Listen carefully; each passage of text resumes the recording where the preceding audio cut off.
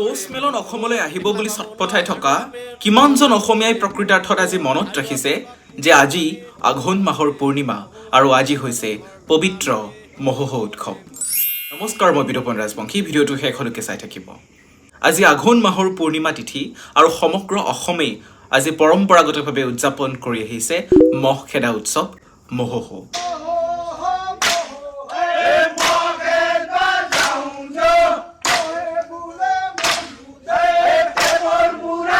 বিশেষকৈ নামনি অসমৰ কেইবাটাও অঞ্চলত অতি জনপ্ৰিয় এই উৎসৱটি আঘোণ মাহৰ আজিৰ এই পবিত্ৰ দিনটোতেই উদযাপন কৰা হয়।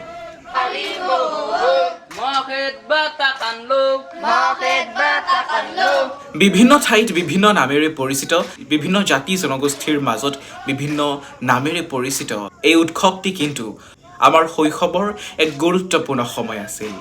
বাম্বল পিটিবলৈ যাবলৈ, মহ খেদিবলৈ যাবলৈ আমি কেইবাদিন আগৰ পৰাই যেন উথপ লগাইছিলোঁ, যিদৰে আপোনালোকে আজি অসমলৈ পৌষ মেলন আহিব বুলি চটফটাই আছে।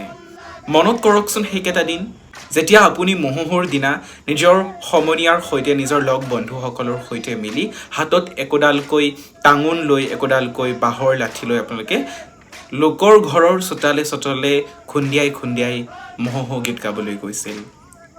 অ হৰি মহোহ মহ খেদবা যাংজো, মহে বোলে মল্লু দে, টেপল পুৰা খালো দে। সেই দিনবোৰ জানো পাহৰিব পাৰি? সেই দিনবোৰ ঘূৰাই আনিব পাৰিনে?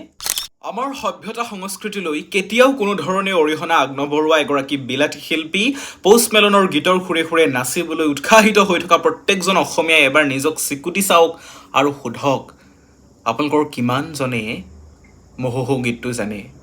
ভাবি চাওক, ভবাৰ সময় আহি পৰিছে। যদি ভিডিঅ'টো ভাল লাগিছে, শ্বেয়াৰ কৰিব, ফ'ল' কৰিব আৰু পঠিয়াই দিব আপোনাৰ সেইসকল বন্ধুৰ মাজলৈ যিসকলৰ সৈতে আপুনি এটা সময়ত মহোহ গাবলৈ গৈছিল।